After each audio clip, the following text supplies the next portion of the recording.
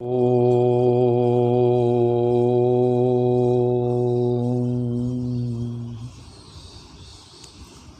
उपस्थित सज्जनों और माताओं,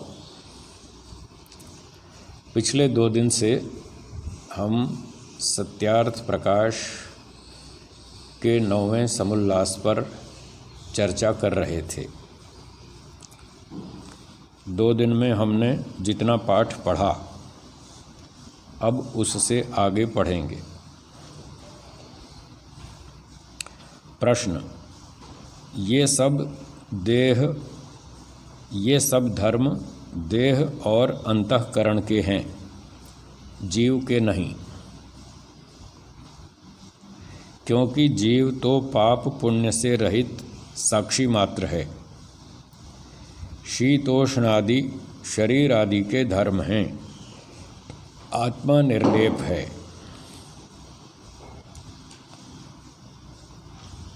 तो कल जो बात चल रही थी वह थी कि जीव ब्रह्म एक है। यह नवीन वेदांतियों का सिद्धांत है, जबकि वैदिक सिद्धांत है कि जीव और ब्रह्म अलग अलग हैं। तो कल सिद्धांती ने ये बताया था कि जीव शरीर में आता है, बंधन में पड़ता है, यहाँ अनेक प्रकार के दुख भोगता है और दुखों से छूटकर फिर आनंद की प्राप्ति की इच्छा करता है, वही मोक्ष की इच्छा करता है और मोक्ष को प्राप्त कर लेता है।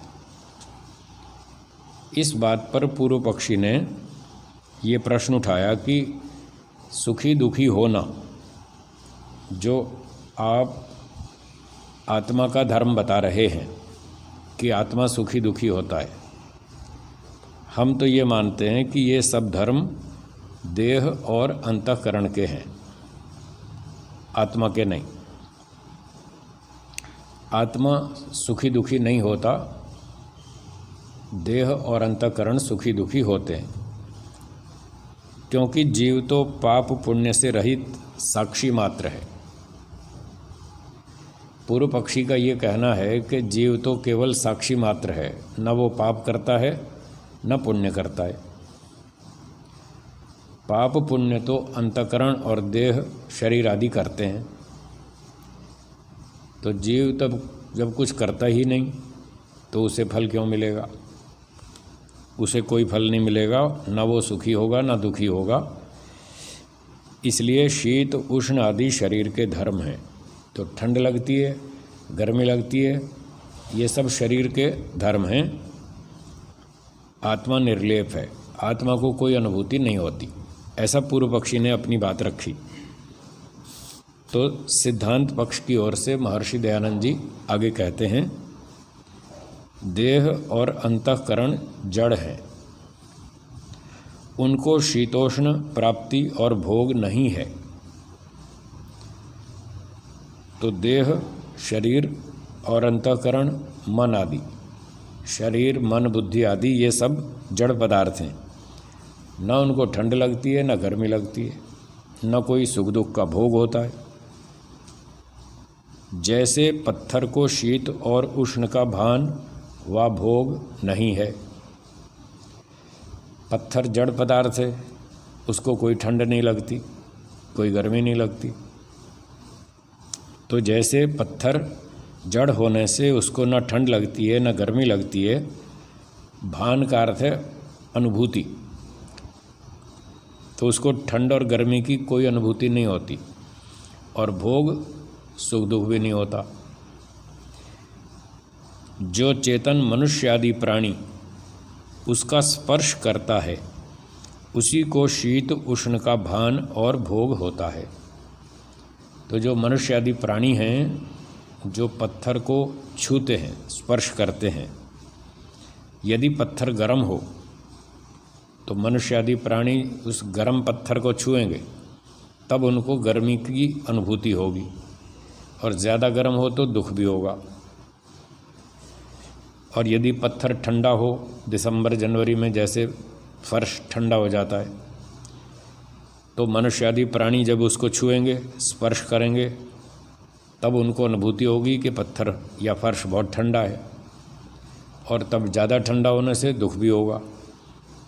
तो इस प्रकार से जो चेतन मनुष्य आदि प्राणी है उसको सुख दुख होता है, उसी को गर्मी ठंडी का पता चलता है। तो भान का अर्थ है अनुभूति। अनुभूति तो चेतन को ही होगी, जड़ को नहीं होगी। तो जैसे शरीर जड़ है, इसी प्रकार से आगे लिखते हैं वैसे प्राण भी जड़ हैं। तो जो प्राण है, हम सांस लेते हैं वायु से, वो प्राण है, वो भी जड़ है। न उनको भूख न पिपासा। पिपासा का मतलब प्यास। तो न प्राणों को भूख लगती है न प्यास लगती है, क्योंकि वो भी जड़ है। जड़ वस्तु अनुभूति नहीं करती, किंतु प्राण वाले जीव को क्षुधा तृषा लगती है। क्षुधा का अर्थ है भूख, तृषा का अर्थ भी प्यास। तो भूख और प्यास प्राण वाले जीवात्मा को लगती है। अनुभूति तो जीवात्मा ही करेगा, वो चेतन है। अब जैसे शरीर जड़ है वैसे ही प्राण भी जड़ है, और आगे लिखते हैं वैसे ही मन भी जड़ है। तो ये शब्द याद कर लें, देखिए बहुत अच्छा प्रमाण है। मन भी जड़ है। बहुत सारे लोग मन को चेतन मानते हैं, तो उनके लिए प्रमाण है कि मन जड़ है, वो चेतन नहीं है। तो चेतन को अनुभूति होती है, उसी को सुख दुख होता है। तो मन भी जड़ है। जो भी ठंडी गर्मी की अनुभूति आएगी वो मन को नहीं होगी, मन को कुछ पता नहीं चलेगा, वो तो जड़ पदार्थ है। और न ही मन को सुख दुख होता है जड़ होने से। आत्मा चेतन है, ये अनुभूतियाँ चेतन को होती हैं। तो चेतन आत्मा इंद्रियों से, मन के माध्यम से जो भी अनुभूतियाँ आती हैं, गरम, ठंडा, मीठा, कड़वा, खट्टा, तीखा, सुगंध, दुर्गंध, जो भी इंद्रियों से सूचनाएं आती हैं, वो मन के द्वारा आत्मा तक पहुंच जाती हैं। उनकी अनुभूति सिर्फ आत्मा ही करता है, वो चेतन पदार्थ है। और इसी तरह से सुख दुख वो भी आत्मा को होता है। तो मन जड़ है, न उसको हर्ष न शोक हो सकता है। हर्ष का मतलब सुख, शोक का मतलब दुख। तो मन जड़ है, उसको कोई सुख भी नहीं, दुख भी नहीं, कुछ भी नहीं। किंतु मन से हर्ष, शोक, दुख, सुख का भोग जीव करता है। जीव चेतन है, इसलिए जीवात्मा ही सुखी दुखी होता है, और वही हर्ष शोक का अनुभव करता है, गर्म ठंडे का अनुभव करता है। जैसे बहिष्करण श्रोत्रादि इंद्रियों से अच्छे बुरे शब्द आदि विषयों का ग्रहण करके जीव सुखी दुखी होता है, वैसे ही अंतःकरण अर्थात मन, बुद्धि, चित्त, अहंकार से संकल्प, विकल्प, निश्चय, स्मरण और अभिमान का करने वाला दंड और मान्य का भागी होता है।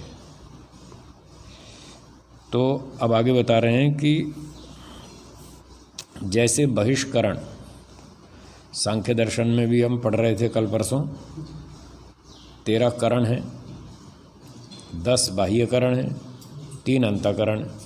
अब वही प्रसंग आ गया बहिष्करण और अंतःकरण का, सांख्य वाला। तो बहिष्करण जो बाह्यकरण हैं, शरीर से बाहर काम करते हैं, आँख, नाक, कान, इंद्रियाँ, 5 ज्ञानेंद्रियाँ, 5 कर्मेंद्रियाँ, ये 10 इंद्रियाँ बहिष्करण हैं, शरीर से बाहर काम करने वाले साधन। तो जैसे बहिष्करण श्रोत्रादि इंद्रियों से अच्छे बुरे शब्द आदि विषयों का ग्रहण करके, तो कान से अच्छे शब्द भी हम सुनते हैं, बुरे शब्द भी सुनते हैं, सुखदायक शब्द भी, अच्छी सूचनाएं भी सुनते हैं, दुर्घटना की खराब सूचनाएं भी सुनते हैं। तो जब कान से अच्छे शब्द सुनते हैं, अच्छी सूचना आती है, सुनते हैं, उससे आत्मा को सुख होता है। मन को नहीं होता, कान को नहीं होता, वो तो इंद्रियां भी जड़ हैं, मन भी जड़ है। सुख दुख तो आत्मा को होता है। तो जैसे कान आदि इंद्रियों से अच्छे बुरे शब्द आदि सुनकर सुख दुख आत्मा को होता है, ऐसे ही आँख से अच्छा दृश्य देखकर सुख आत्मा को होगा, खराब दृश्य देखकर दुख आत्मा को होगा। आँख को कोई दुख नहीं होगा, सुख नहीं होगा, कोई अनुभूति नहीं होगी, कोई जानकारी नहीं होगी ये कैसा दृश्य है, अच्छा है या बुरा है। आँख को कुछ नहीं मालूम, मन को भी नहीं मालूम, बस वो तो सूचना आगे बढ़ा देता है कि इस प्रकार से सूचना आ रही है। तो इस प्रकार से विषयों का ग्रहण करके जीव सुखी दुखी होता है, सुख दुख की अनुभूति जीवात्मा करता है।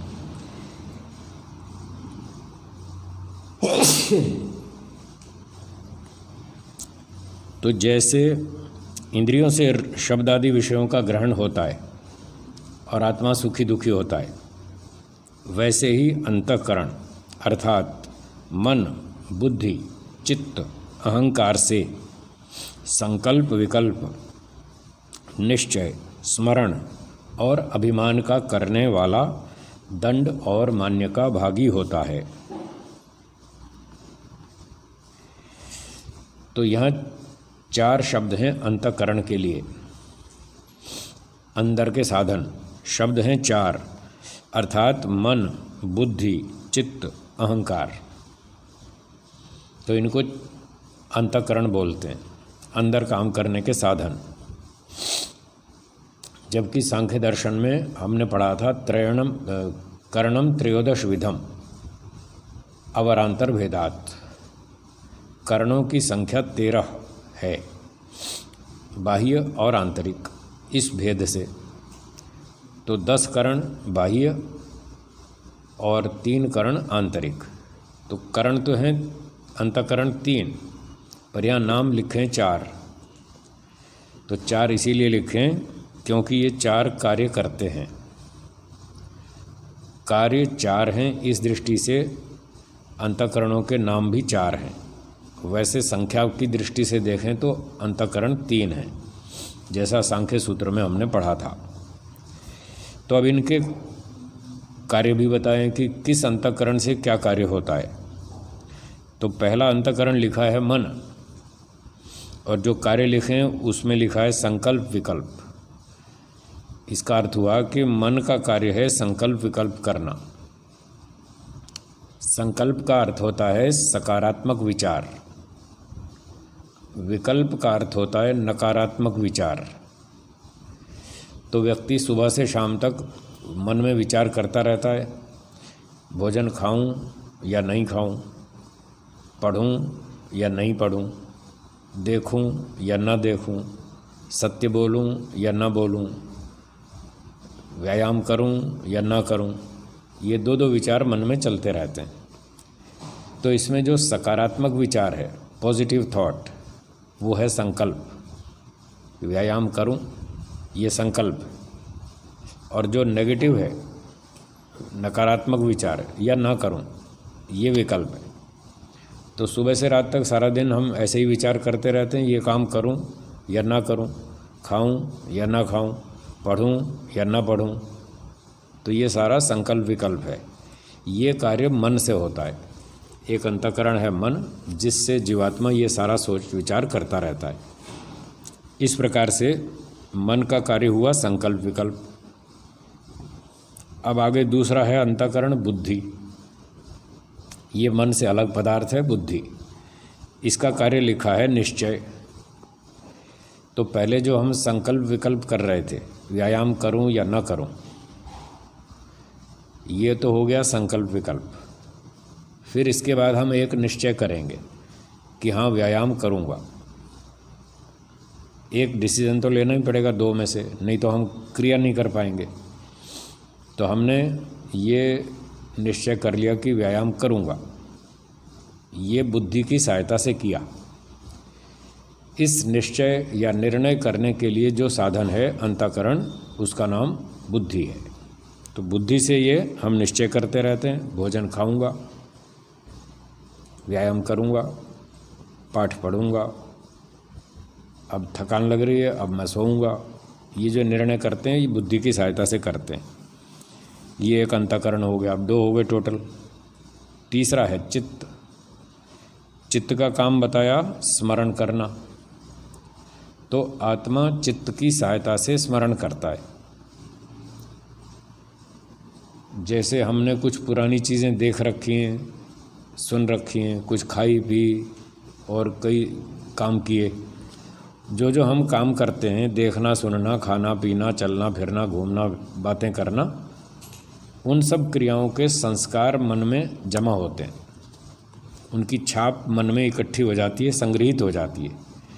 ये जो संस्कार जहाँ संग्रहित होती है उसका नाम है चित्त। और इसी संस्कार से फिर स्मृति उत्पन्न होती है। सांख्य में भी हम पढ़ रहे थे, संस्काराच्च स्मृति। वैशेषिक दर्शन में भी है, सांख्य दर्शन में भी है।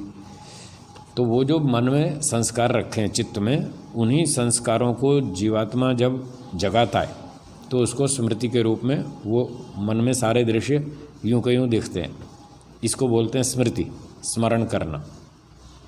अब ये काम भी मन से ही होता है।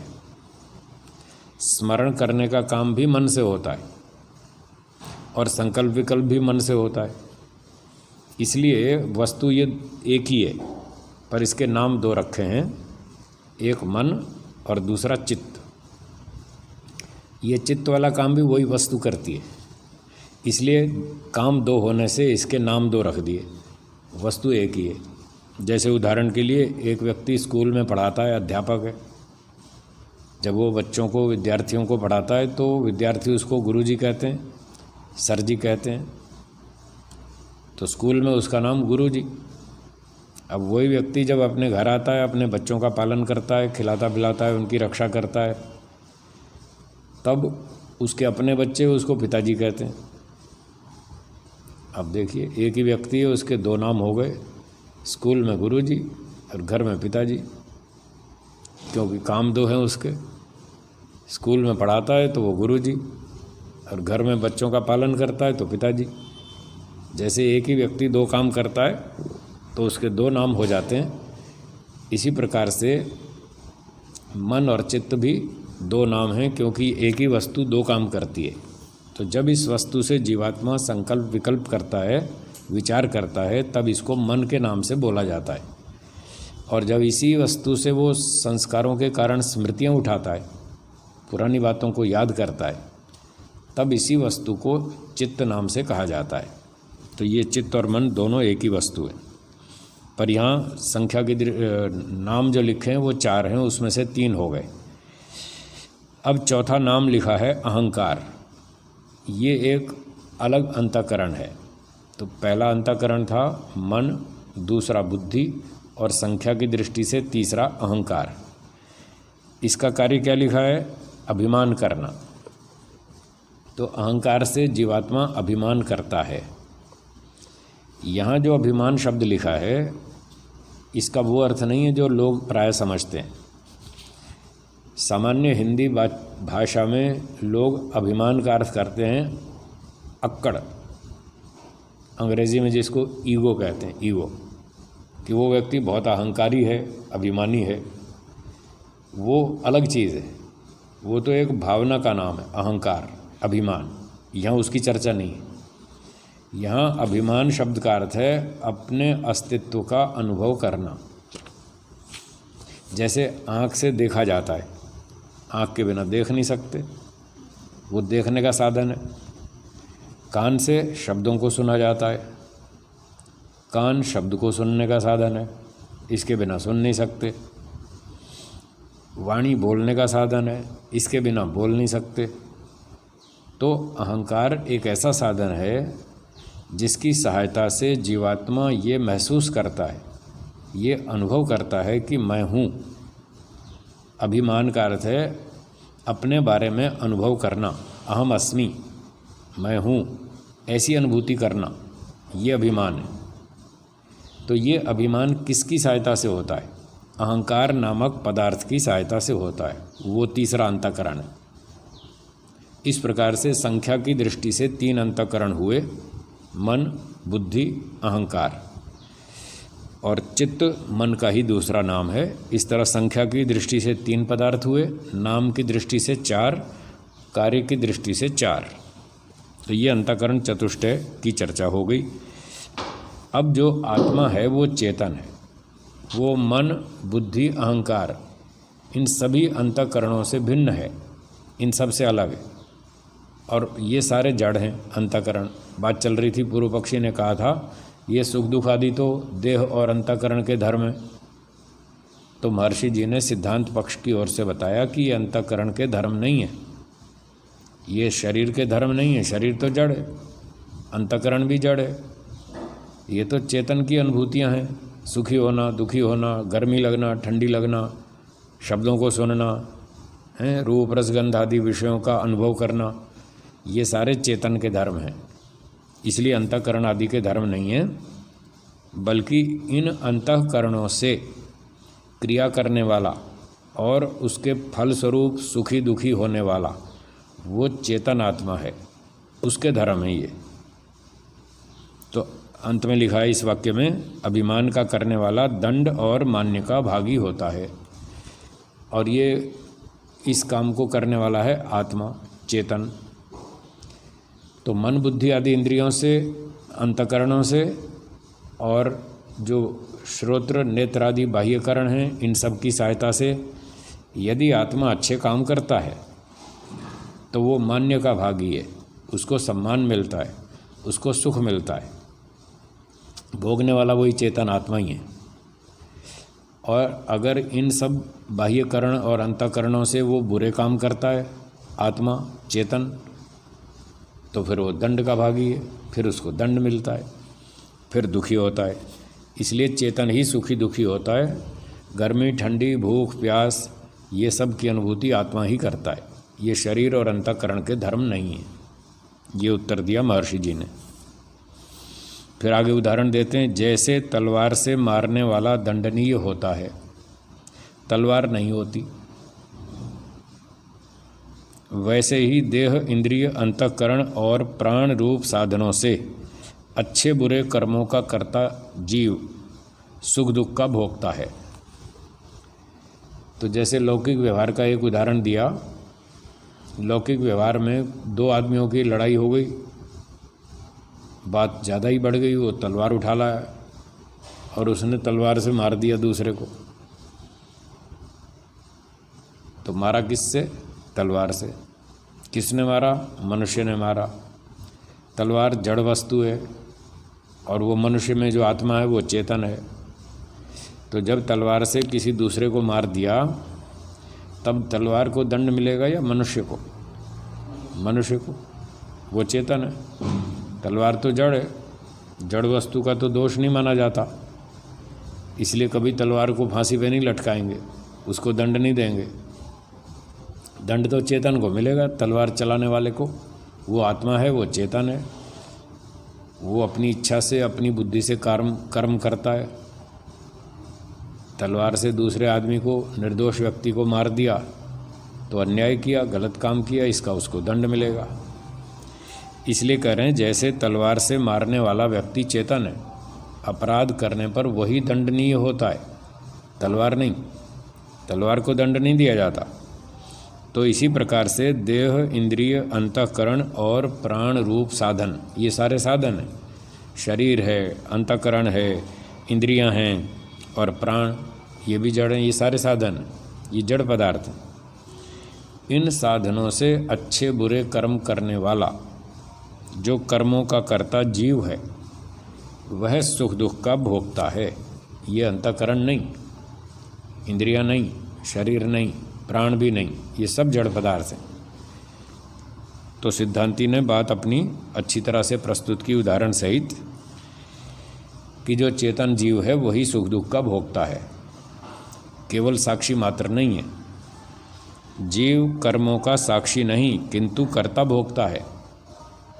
साक्षी तो ईश्वर है, वो देखता रहता है जीव ने क्या कर्म किया, अच्छा किया, बुरा किया, कितना किया, कैसे किया, कब किया, कहाँ किया, वो तो सारा हिसाब करने वाला तो ईश्वर है। और कर्ता भोक्ता जीवात्मा है। ये न्याय की बात है, जो कर्म करे उसको फल मिलना चाहिए। यह कर्ता स भोक्ता इति न्यायः। तो इसलिए जीव ही करता है, वही अपने कर्मों का फल भोगने वाला है साक्षी नहीं है, किंतु कर्मों का साक्षी तो एक अद्वितीय परमात्मा है। ईश्वर है साक्षी, वो देखता रहता है सारा दिन 24 घंटे कि कब कौन जीव क्या करता है। जो कर्म करने वाला जीव है वही कर्मों में लिप्त होता है, वह ईश्वर साक्षी नहीं। तो जो कर्म करता है वो चेतन है, चेतन जो है वो आत्मा है। आत्मा कर्म करता है अपने स्वार्थ के लिए, अपने लाभ के लिए, परिवार के लिए, देश के लिए, धर्म के लिए, समाज के लिए। जो भी अच्छे बुरे कर्म करता है, चाहे जानबूझकर करे चाहे अनजाने में करे, सारे कर्मों की जिम्मेदारी आत्मा के ऊपर है। इसलिए आत्मा जैसे जैसे कर्म करता है वही अपने कर्मों का फल भोगता है। ईश्वर तो उसका साक्षी है, वो साक्षी ना करता है ना भोगता है ईश्वर, वो तो बस दृष्टा मात्र है, देखता रहता है और उसके कर्मों के आधार पर ठीक न्याय से उसको फल देता है, कर्मों का फल देता है। इस प्रकार से समझना चाहिए। ईश्वर अलग है, जीव अलग है, दोनों अलग अलग है। ईश्वर ऐसे अच्छे बुरे कर्म नहीं करता और वो सुखी दुखी भी नहीं होता, जीव करता है और वो सुखी दुखी भी होता है। तो इस प्रकार से समझना चाहिए। अगला प्रश्न, जीव ब्रह्म का प्रतिबिंब है। जैसे दर्पण के टूटने फूटने से बिंब की कुछ भी हानि नहीं होती, इसी प्रकार अंतःकरण में ब्रह्म का प्रतिबिंब जीव तब तक है कि जब तक वह अंतःकरण उपाधि है। जब अंतःकरण नष्ट हो गया तब जीव मुक्त है। तो वो अद्वैतवादी पूर्व पक्षी अपनी बात पे अड़ा हुआ है। वो कहता है नहीं नहीं, जीव ब्रह्म सब एक ही है, कोई अलग अलग नहीं है। तो क्या कहा, जीव ब्रह्म का प्रतिबिंब है, कोई अलग चीज़ नहीं है। जैसे एक व्यक्ति शीशे में अपनी शक्ल देखता है, तो शीशे में जो कुछ दिख रहा है, शीशे में जो कुछ दिख रहा है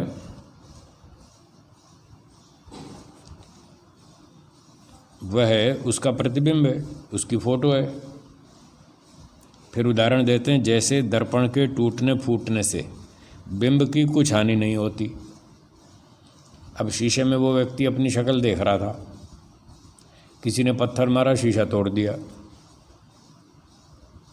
तो जो उसका प्रतिबिंब, जो शक्ल शीशे में दिख रही थी, शीशा टूटने पर क्या वो व्यक्ति भी टूट गया, शरीर टूट गया? नहीं टूटा, उसकी कोई हानि नहीं हुई।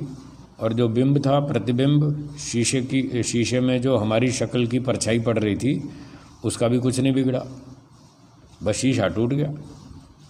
जब शीशा टूट गया तो जो परछाई पड़ रही थी वो भी दिखनी बंद हो गई, बस इतना ही हुआ।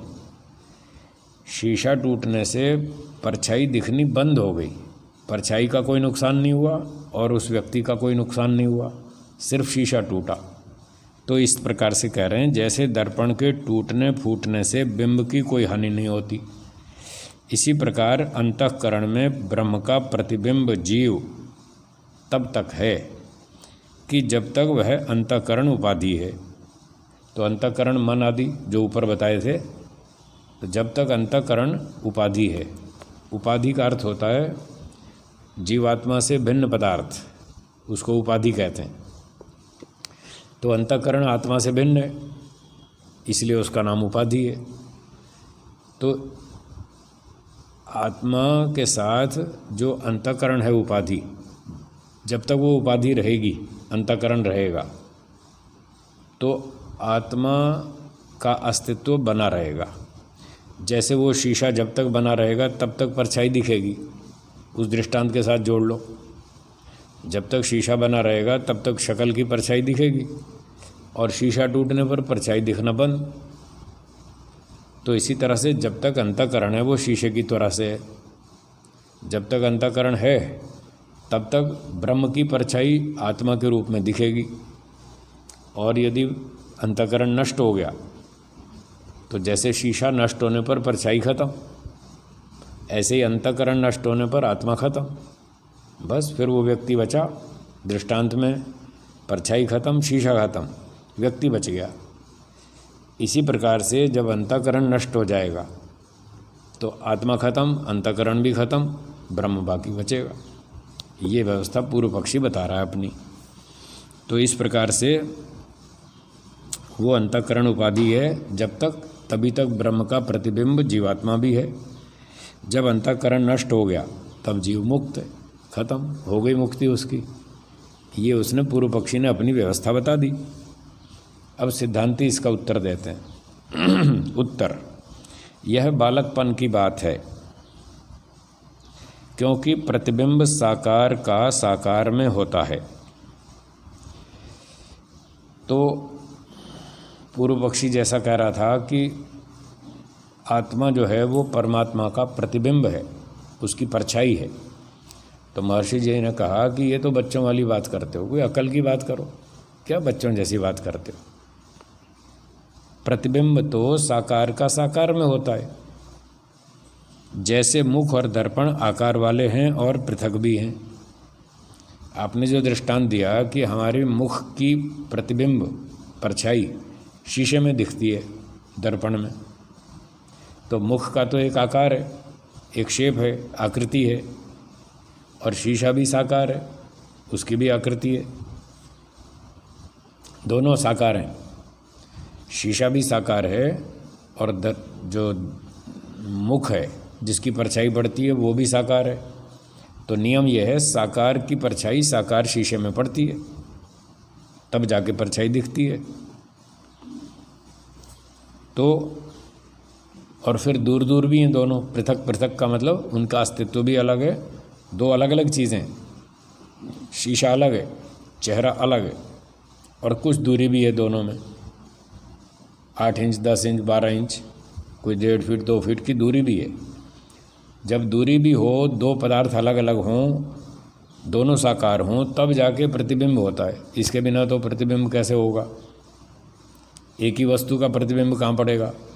शीशा नहीं है, सिर्फ शक्ल है, तो केवल शक्ल का तो प्रतिबिंब नहीं बनेगा जब तक शीशा ना हो। तो पहले दो चीज़ चाहिए, अलग अलग चाहिए, उनमें कुछ दूरी भी होनी चाहिए ताकि प्रतिबिंब बन सके, तब जाके प्रतिबिंब होता है। तो यदि पृथक ना हो तो भी प्रतिबिंब नहीं हो सकता।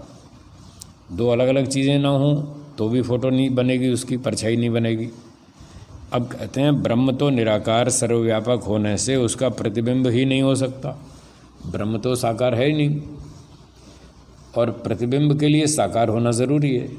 जैसे चेहरा हमारा साकार है, शीशा भी साकार है, तो प्रतिबिंब होता है। आप जो है आत्मा को ब्रह्म का प्रतिबिंब बता रहे हैं, तो ये तो बच्चों जैसी बात है, मूर्खों जैसी बात है। बच्चे मतलब अज्ञानी मूर्ख लोग। जब ब्रह्म साकार है ही नहीं तो उसका प्रतिबिंब बनेगा कैसे, नहीं बनेगा। इसलिए बच्चों जैसी बात मत करो। ब्रह्म सर्वव्यापक है, निराकार है, उसका प्रतिबिंब हो ही नहीं सकता। फिर जब यह आरोप लगाया सिद्धांती ने कि ब्रह्म तो निराकार है, उसका फोटो बन ही नहीं सकती, इसके उत्तर में पूर्व पक्षी ने अपनी सफाई देनी शुरू की। वो कहता है, देखो गंभीर स्वच्छ जल में निराकार और व्यापक आकाश का आभास पड़ता है। आप कहते हैं निराकार का आभास नहीं होता, उसकी परछाई नहीं बनती, उसका प्रतिबिंब नहीं बनता। आपकी बात तो ठीक नहीं लग रही है।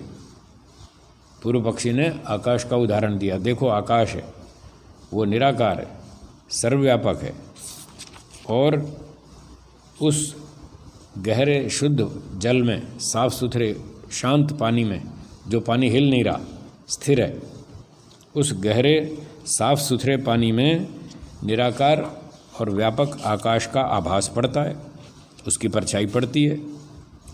इसी प्रकार स्वच्छ अंतःकरण में परमात्मा का आभास है।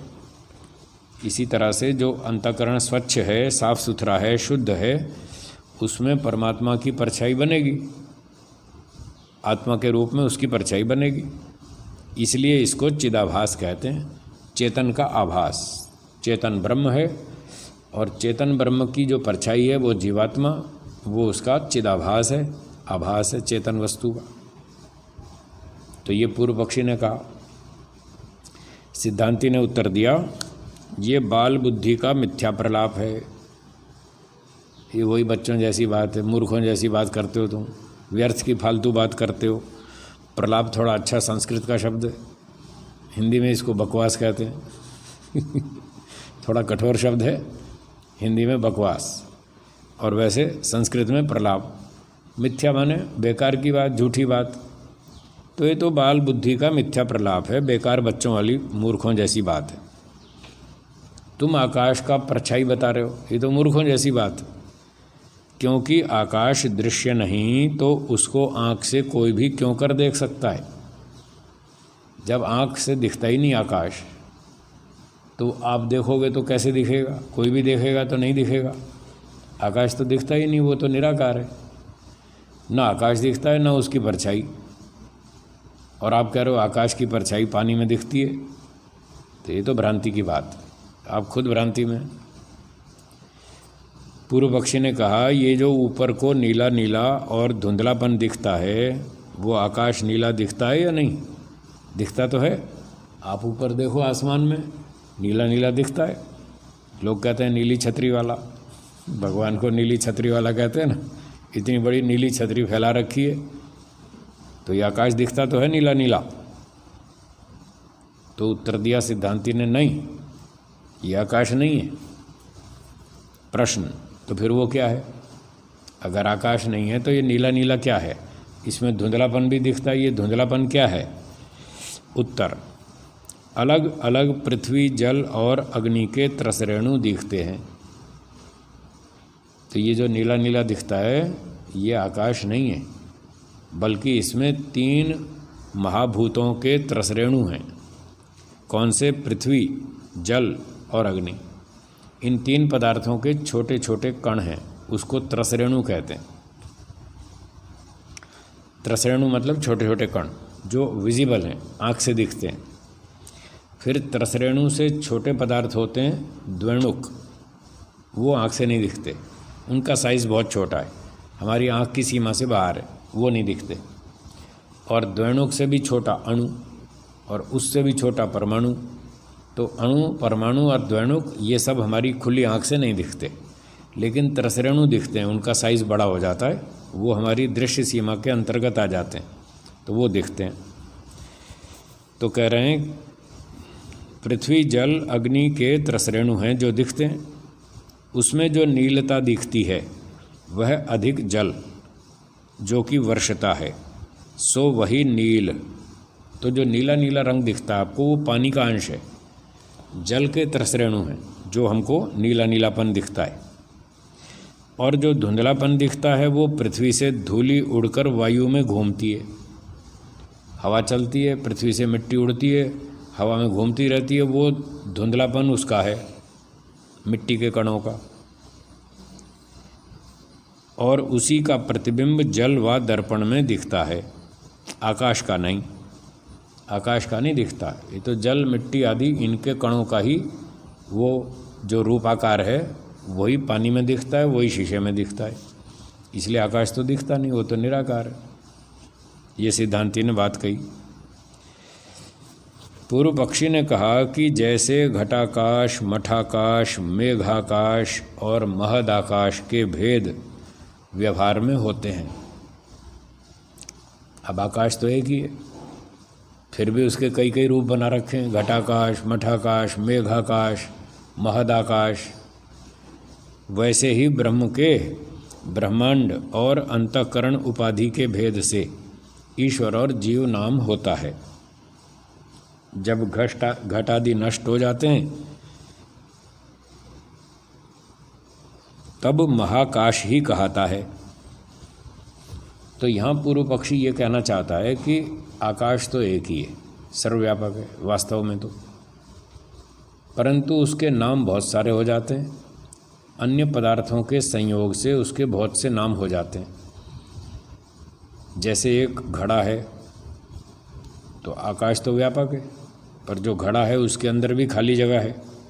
आकाश का मतलब खाली स्थान, तो घड़े के अंदर जो खाली स्थान है उसका घड़े से संयोग हो गया, इसलिए उसको घड़े के नाम से आकाश बोला जाएगा, घटाकाश।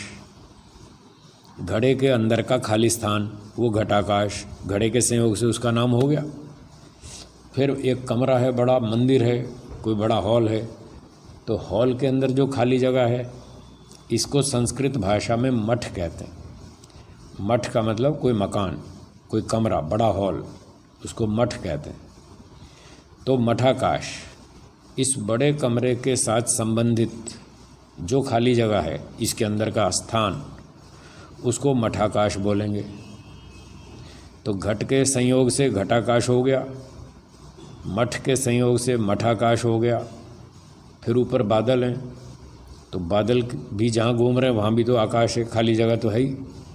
बादल आकाश में उड़ते रहते हैं, तो जो बादलों के आसपास का आकाश है उससे संबद्ध आकाश है, उसका नाम है मेघ आकाश, मेघाकाश। मेघ मतलब बादल। तो अब एक ही आकाश है, देखो उसके कई रूप हो तो रहे। घट के संयोग से घटाकाश, मठ के संयोग से मठाकाश, बादल के संयोग से मेघाकाश, और वैसे महदाकाश। महद माने बड़ा, जो मूल ओरिजिनल आकाश है। तो एक ही आकाश के अनेक नाम हो जाते हैं पदार्थों के संयोग से, वास्तव में आकाश एक ही है। तो इसी दृष्टांत को दिखाकर ये कहना चाहता है पूर्व पक्षी, जैसे आकाश एक है फिर भी उसके कई नाम हो जाते हैं और कई रूप हो जाते हैं, घटाकाश, मठाकाश, मेघाकाश। ऐसे ब्रह्म एक है, लेकिन जब उसका ब्रह्मांड से संबंध होता है तो उस ब्रह्मांड उपाधि के योग से उसको ब्रह्म कह देते हैं, और वही ब्रह्म का जब अंतःकरण से संयोग होता है तो उसको आत्मा या जीवात्मा कह देते हैं। तो एक ही ब्रह्म है और उसके अलग अलग नाम हैं, अलग अलग पदार्थों के साथ संयोग होने से उसके नाम भी ऐसे ही हो जाते हैं। जीव की कोई अलग सत्ता नहीं है, अलग कोई सत्ता नहीं है, वही ब्रह्म ही जीव है, ये उसका कहना है। और फिर कह रहे हैं जब घटाकाश मठाकाश यूँ तो अलग अलग हो गए, जब घड़ा नष्ट हो गया अब कहाँ घटाकाश, खत्म। जो घटाकाश था वो असली आकाश में मिल गया और एक ही आकाश बच गया, बस। घट के नष्ट होने पर घटाकाश अलग नहीं रहता, मठ के नष्ट होने पर मठाकाश अलग नहीं रहता। बादल वहाँ से बरस गए, खाली हो गया एरिया, तो फिर बादलों वाला आकाश कहाँ रहा, बादल ही नहीं है। तो इस प्रकार से अंत में एक ही आकाश रहता है, मूल आकाश, ब्रह्माकाश, महद आकाश, इस तरह से। तो इसी प्रकार से जब अंतःकरण नष्ट हो जाएगा तब आत्मा खत्म हो जाएगा, बस ब्रह्म ही रहेगा। इसलिए जीव ब्रह्म एक ही है।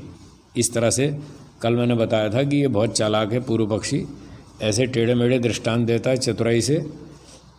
हर व्यक्ति तर्कशास्त्र को पढ़ता नहीं, जानता नहीं, इसलिए वो इनके बहकाए में आ जाता है और वो ठीक से समझ नहीं पाता सच्चाई क्या है।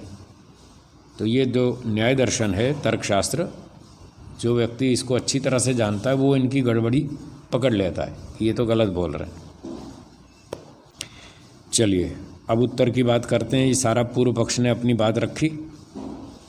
उत्तर, यह भी बात अविद्वानों की है। तो ये भी कोई बुद्धिमानों की बात नहीं है जो आप कह रहे हैं आकाश एक है और घट के संयोग से घटाकाश अलग हो जाता है, ये भी बच्चों जैसी बात। क्योंकि आकाश कभी छिन्न भिन्न नहीं होता। आकाश तो अखंड तत्व है, वो तो एक ही है, वो टूटता नहीं, कटता नहीं, उसके टुकड़े नहीं होते। व्यवहार में भी ऐसा ही कहते हैं, घड़ा लाओ इत्यादि व्यवहार होते हैं। कोई नहीं कहता कि घड़े का आकाश लाओ, इसलिए ये बात ठीक नहीं है। जो आप आकाश का घड़े के साथ संयोग होने से घटाकाश को उससे अलग दिखा रहे हैं, ऐसा नहीं है। क्योंकि व्यवहार में कोई ये नहीं कहता कि भाई घड़े का आकाश लाओ। आकाश को कैसे लाएंगे, वो तो व्यापक है, वो आता नहीं जाता नहीं। यही कहते हैं भाई घड़ा लाओ। तो घड़ा एक देशी है, साकार है, वो लाना जाना लेना देना घड़े का संभव है, आकाश का नहीं।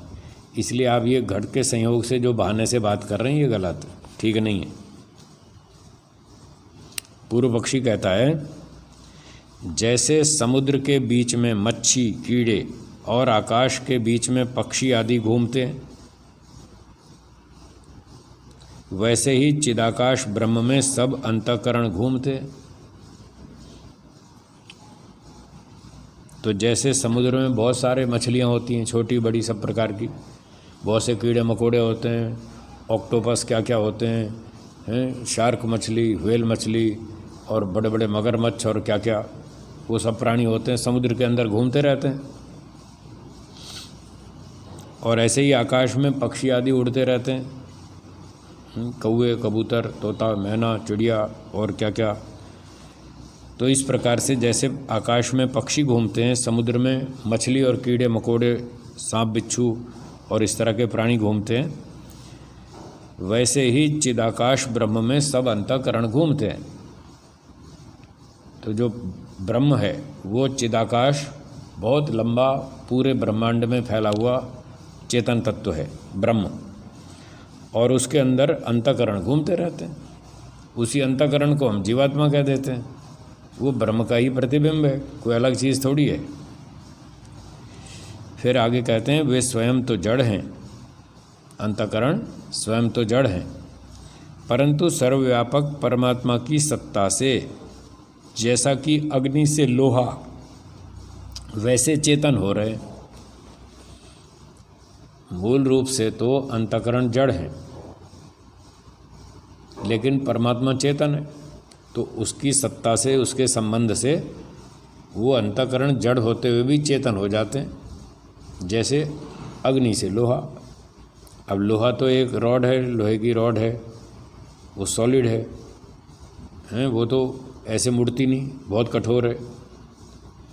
स्वयं ठंडी रॉड लोहे की स्वयं नहीं मुड़ेगी, लेकिन उसको अगर भट्ठी में डाल दें अग्नि के संपर्क में तो वो नरम हो जाएगी, और फिर वो इधर मोड़ लो चाहे इधर मोड़ लो, कहीं मोड़ लो, फिर वो मुड़ जाएगी। तो जैसे अग्नि के संपर्क से लोहा मुड़ जाता है, ऐसे ही अंतःकरण है तो जड़, ब्रह्म के संयोग से वो चेतन हो जाता है, और फिर वो सारे काम करता है, सुखी दुखी होता है, कर्म भी करता है, फल भी भोगता है। इस प्रकार से उसने दृष्टांत से अपनी बात कही पूर्व पक्षी ने। तो ब्रह्म के संपर्क से अंतःकरण भी चेतन हो रहे हैं।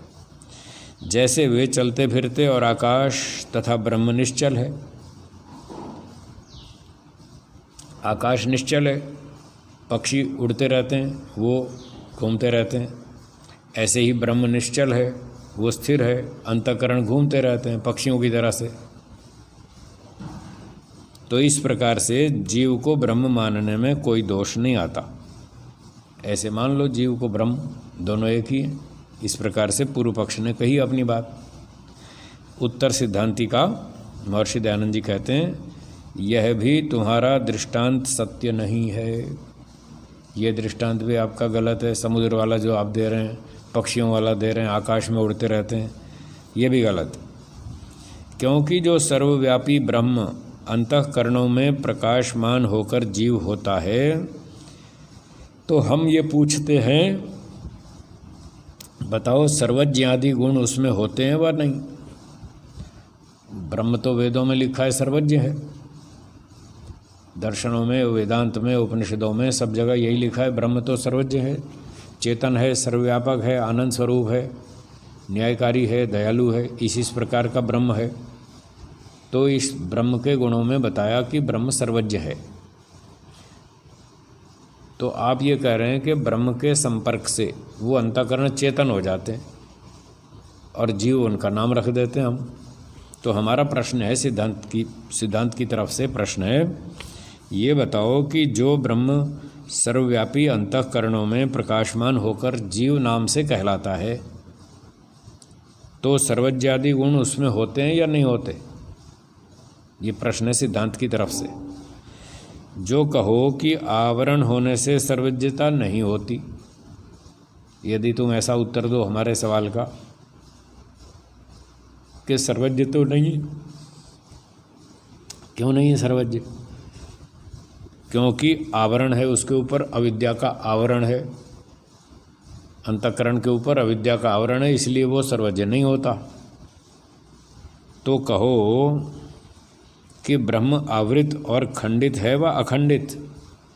जब आप ब्रह्म के ऊपर आवरण छा जाएगा ऐसा बोल रहे हैं, अविद्या का आवरण छा गया ब्रह्म के ऊपर, उसने अपने आप को जीव मान लिया अविद्या के कारण। यदि ऐसी बात है तो हमारा अगला प्रश्न है, उसका उत्तर दो। ब्रह्म आवृत होता है क्या? ब्रह्म कभी ढका जाता है किसी चीज़ से? एक तो ये प्रश्न है। दूसरा ये है कि ब्रह्म खंडित है व अखंडित, इसका उत्तर दो।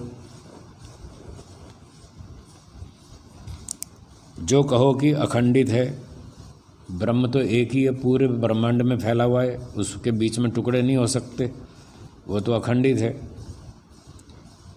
तो बीच में कोई पर्दा डाल ही नहीं सकता। जब अखंडित है तो कोई बीच में पर्दा आ ही नहीं सकता।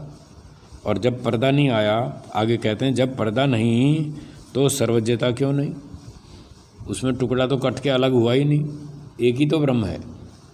पूरे संसार में एक ही ब्रह्म फैला है और टुकड़ा उसमें हुआ नहीं, पर्दा उसमें आ नहीं सकता, तो फिर सर्वज्ञ क्यों नहीं है? वो तो सारा एक ही तो है। तो सारा एक ही ब्रह्म है, वो सर्वज्ञ होना चाहिए। उस ब्रह्म को ही रूपांतर से आप जीव कह रहे हैं। अंतःकरण के संयोग से उसी ब्रह्म को आप जीव कह रहे हैं, तो वही तो ब्रह्म है। जब शास्त्रों में लिखा है कि ब्रह्म सर्वज्ञ है, तो जिसको आप ब्रह्म बता रहे हैं अंतःकरण को, वो भी तो फिर ब्रह्म है, फिर वो सर्वज्ञ होना चाहिए। सर्वज्ञ क्यों नहीं? उसका जवाब दो। जो कहो कि अपने स्वरूप को भूलकर अंतःकरण के साथ चलता सा है, स्वरूप से नहीं चलता। अगर आप ये कहो, पूर्व पक्षी अपनी तरफ से यदि ये कहे कि जब अंतःकरण चलता है, दिल्ली, पंजाब, हरियाणा, बम्बई, इधर उधर घूमता है, आता है जाता है, तो उस स्थिति में जो है अंतःकरण जब चलता है तो अपने ब्रह्म ही चलता है, अपने स्वरूप को भूल कर। वो भूल गया कि मैं ब्रह्म हूँ, और भ्रांति से, अविद्या से वो अपने आप को जीव मान बैठा, और जीव मान करके फिर जब वो अंतःकरण चलता है तो ये मान लेता है कि मैं भी चल रहा हूँ। चलता नहीं है, चलता सा है। वास्तव में ब्रह्म तो व्यापक है, वो तो कहाँ चलेगा? व्यापक चीज़ तो चलती नहीं। फिर भी वो अविद्या के कारण चलता हुआ सा अपने आप को महसूस करता है। तो इस प्रकार से स्वरूप से नहीं चलता, पर चलता सा है, ऐसा वो अंतःकरण की सहायता से महसूस करता है। तो फिर आगे कहते हैं, जो जब स्वयं नहीं चलता तो अंतःकरण जितना जितना पूर्व प्राप्त देश छोड़ता और आगे आगे जहाँ जहाँ सरकता जाएगा, वहाँ वहाँ का ब्रह्म भ्रांत अज्ञानी होता जाएगा।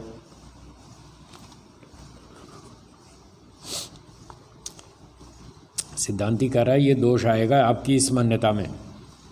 ब्रह्म तो व्यापक है, वो तो चलता नहीं, लेकिन अंतःकरण चलता है, वो तो एक देशी है। जब एक देशी अंतःकरण चलता है तो एक देशी अंतःकरण में अविद्या थी, आवरण था, उसको भ्रांति हो गई, वो अपने आप को जीव मानने लग गया। था तो ब्रह्म, लेकिन जब वो जीव मानने लगा तो अविद्या आ गई। अब हमारा सवाल ये है कि जब वो अंतःकरण यहाँ से आगे बढ़ेगा, इस समय यहाँ खड़ा है, और वो जब आगे बढ़ेगा 10 फीट, तो ये स्थान छोड़कर 10 फीट दूर चला गया, तब प्रश्न होगा कि ये जो आगे निकल गया ब्रह्म अंतःकरण, पूर्व प्राप्त को छोड़ता जाएगा, देश को, जहाँ वो पहले था उस स्थान को उसने छोड़ दिया और 10 फीट आगे चला गया। तो प्रश्न ये उठेगा कि जितना जितना पूर्व प्राप्त को, देश को छोड़ता जाता है और आगे आगे जहाँ जहाँ सरकता जाएगा, 10 फीट, 15 फीट, 20 फीट, वहाँ वहाँ का ब्रह्म भ्रांत होता जाएगा, क्योंकि अंतःकरण से संबद्ध जो ईश्वर है ब्रह्म, तो अंतःकरण में अविद्या है, पर्दा है, उसके कारण वो ब्रह्म अविद्या में आ गया। तो यहाँ से एक अंतःकरण 10 फीट आगे निकल गया, तो वो 10 फीट आगे वाला जो ब्रह्म था वो तो अविद्या में आ जाएगा, भ्रांति में आ जाएगा, और यहाँ वाला जो निराकार ब्रह्म था वो शुद्ध हो गया। ये रिजल्ट आएगा। जीव ब्रह्म को एक मानने पर ये दोष आएगा कि थोड़ी थोड़ी देर में वो अंतःकरण आगे सरकेगा पीछे वाला ब्रह्म शुद्ध हो जाएगा और आगे वाला अशुद्ध हो जाएगा, उसको भ्रांतियाँ पैदा हो जाएंगी। वहाँ का ब्रह्म भ्रांत अज्ञानी होता जाएगा और जितना जितना छूटता जाएगा वहाँ ज्ञानी पवित्र और मुक्त होता जाएगा। तो ये परिणाम आएगा।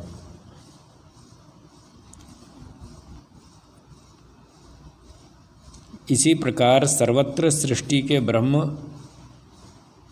को अंतःकरण बिगाड़ा करेंगे।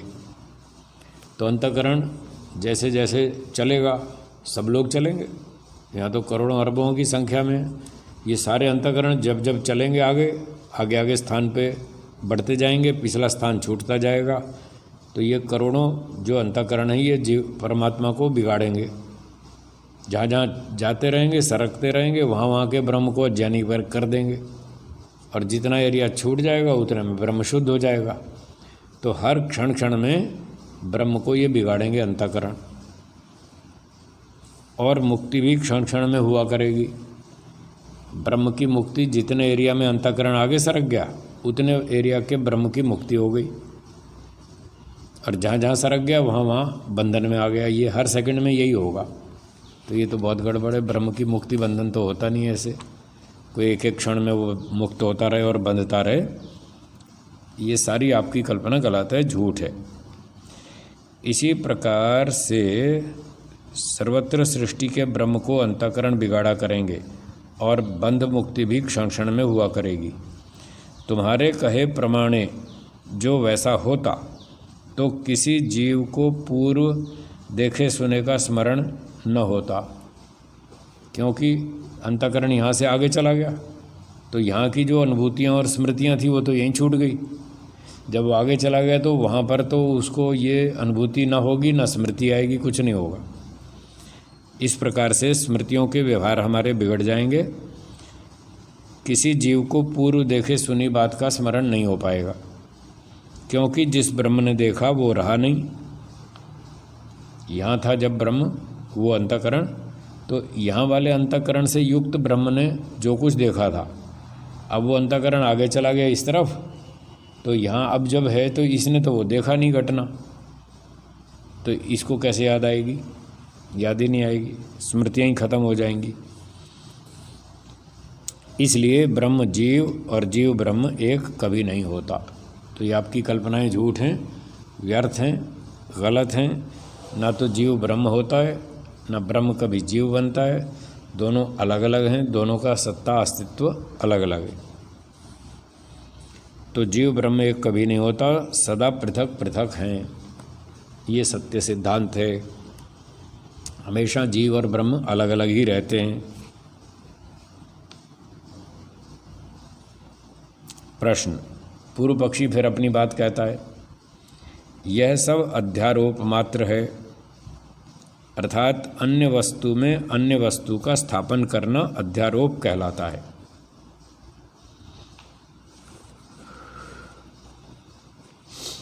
तो पूर्व पक्षी कहना यह चाहता है, जैसे थी तो रस्सी और भ्रांति से हमने रस्सी को सांप मान लिया, इसका नाम है अध्यारोप। वस्तु कुछ और है, हम मान रहे हैं कुछ और, तो दूसरी वस्तु को पहली वस्तु पर आरोपित कर लिया, इसको अध्यारोप कहते हैं। तो पूर्व पक्षी कहता है ये सब अध्यारोप मात्र है, अर्थात अन्य वस्तु में अन्य वस्तु का स्थापन करना, ब्रह्म में जीव का स्थापन करना, ये अध्यारोप है। था तो ब्रह्म, जीव तो था ही नहीं, हमने कह दिया ये ब्रह्म को भ्रांति हो गई और वो जीव बन गया, ये अध्यारोप है। वह जैसे ये सब अध्यारोप है वैसे ही ब्रह्म वस्तु में सब जगत और इसके व्यवहार का अध्यारोप करने से जिज्ञासु को बोध कराना होता है, वास्तव में सब ब्रह्म ही है। ये तो ऐसे ऐसे एक वस्तु में दूसरी वस्तु की भ्रांति पैदा करके सिर्फ ये बताना होता है कि ये संसार मिथ्या है और कोई जीव नहीं है, जीव ब्रह्म सब एक ही वस्तु है, ये सत्य है। ये समझाने के लिए हमको ये सब अध्यारोप करना पड़ता है, ये पूर्व पक्षी ने कहा। तो सिद्धांती ने पूछा, अच्छा ये बताओ अध्यारोप का करने वाला कौन है? ये आरोप कौन कर रहा है? बोले जीव। सिद्धांती ने प्रश्न किया। अब जो ये प्रश्न शब्द है ये सिद्धांत की तरफ से है और जो उत्तर है ये पूर्व पक्षी की तरफ से है। तो पूर्व पक्षी ने कहा कि जीव है अध्यारोप करने वाला। तो प्रश्न के रूप में महर्षि जी ने उससे प्रति प्रश्न किया, काउंटर क्वेश्चन, कि जीव किसको कहते हो? उत्तर, पूर्व पक्षी ने कहा अंतःकरण अवच्छिन्न चेतन को, जो अंतःकरण से युक्त है। अवच्छिन्न का अर्थ है युक्त। तो जो अंतःकरण से युक्त जीव है, चेतन पदार्थ है, उसको हम जीव कहते हैं। तो चेतन कौन है? ब्रह्म। जो ब्रह्म का हिस्सा अंतःकरण के साथ जुड़ा हुआ है उसको हम जीव कहते हैं और वो जीव ही अध्यारोप करता है। प्रश्न सिद्धांत की तरफ से, अंतःकरण अवच्छिन्न चेतन दूसरा है या वही ब्रह्म जिसको आप अंतःकरण से युक्त चेतन बता रहे हो, जो उसको आप जीव कह रहे हो, जो अध्यारोप करता है, वो ब्रह्म है या ब्रह्म से अलग है? ये प्रश्न है। उत्तर, वही ब्रह्म है। वही ब्रह्म है जो ये सब अध्यारोप कर रहा है। प्रश्न, तो क्या ब्रह्म ही ने अपने में जगत की झूठी कल्पना कर ली? ये जो जगत मान लिया, किसने माना? ब्रह्म ने। आप यही तो कह रहे हो अध्यारोप ब्रह्म कर रहा है। तो क्या ब्रह्म ने अपने अंदर ही जगत की झूठी कल्पना कर ली? ऐसा प्रश्न उठाया। उत्तर, होवे। ब्रह्म की इससे क्या हानि है? ब्रह्म अपने आप में ये भ्रांति में पड़ जाए कि मैं ही ब्रह्म हूँ और मैं ही जगत हूँ, सब अपनी अपनी कल्पना खुद में ही करता जाए, तो क्या ये ठीक है? पूर्व पक्षी कहता हाँ ठीक है। इससे ब्रह्म की क्या नुकसान हो रहा है? उसको क्या फर्क पड़ रहा है? कर ले वो ऐसी कल्पना, मिथ्या कल्पना कर ले जगत की। प्रश्न सिद्धांती पूछ रहा है, जो मिथ्या कल्पना करता है क्या वो झूठा नहीं होता? पूर्व पक्षी कहता है नहीं, क्योंकि जो मन वाणी से कल्पित व कथित है वो सब झूठा है। ब्रह्म जो कल्पना करता है वो झूठी नहीं है, पर जो मन वाणी से हम बोलते हैं और कल्पना करते हैं वो झूठ है। प्रश्न सिद्धांती ने पूछा, अच्छा फिर ये बताओ, मन वाणी से झूठी कल्पना करने और मिथ्या बोलने वाला ब्रह्म कल्पित और मिथ्यावादी हुआ या नहीं? तो ये ब्रह्म ही तो है जो कल्पना कर रहा है झूठी झूठी, और फिर वही वाणी से बोल रहा है, ब्रह्म ही तो बोल रहा है। अलग चेतन तो आप मान नहीं रहे। तो सारी बात का सार ये निकलेगा कि यदि आप ब्रह्म से अलग जीव को नहीं मानते तो ब्रह्म ही ये सब झूठी कल्पनाएं कर रहा है और वही वाणी से झूठी झूठी बातें कह रहा है कि ये सब जगत है, और ब्रह्म को भ्रांति हो गई, अविद्या हो गई, जिसकी वजह से उसने ये झूठी कल्पनाएं कर ली। तो फिर तो आपका ब्रह्म झूठा हो गया, वो तो मिथ्यावादी हुआ, झूठ बोलता है ब्रह्म। तो पूर्व पक्षी कहता है हो, हमको इष्टापत्ति है। भाई हमारी इस सारी चर्चा से, विचारधारा से, यदि ब्रह्म झूठा होता है तो होवे, ब्रह्म कल्पना करता है तो करे, वो मिथ्यावादी है तो होवे, हमको इष्टापत्ति है। इष्टापत्ति का मतलब जो हमें अच्छा लगता है हम तो वही मानेंगे, हमें जो ठीक लगता है हम तो वही कहेंगे, वही मानेंगे। हमारी कल्पना से, हमारे विचार से यदि ब्रह्म मिथ्यावादी बनता हो तो बनता रहे, हमें इससे क्या मतलब? हमें तो वही कहना है जो हमको ठीक लगता है। ये मूर्खों जैसा अड़ियल आदमी है। चलो आज समाप्त हो गया समय, बाकी चर्चा कल करेंगे। इसको यहाँ छोड़ देते हैं। ये थोड़ा कठिन विषय है, इसमें थोड़ी मेहनत करनी पड़ेगी, बुद्धि का व्यायाम करना पड़ेगा, तो बुद्धि खुलेगी और पूर्व पक्ष भी समझ में आएगा कि पूर्व पक्ष क्या कहता है। और सिद्धांत पक्ष उससे ज़्यादा बलवान है, वो और उससे अधिक बुद्धिमान है, वो सारी गड़बड़ इसकी पकड़ लेगा और अंत में सिद्ध कर देगा तुम झूठे हो। ब्रह्म झूठा नहीं है, तुम झूठे हो, अंत में ये सिद्ध होगा। तो आज के पाठ को विराम देते हैं, ओम का उच्चारण करेंगे। ओम।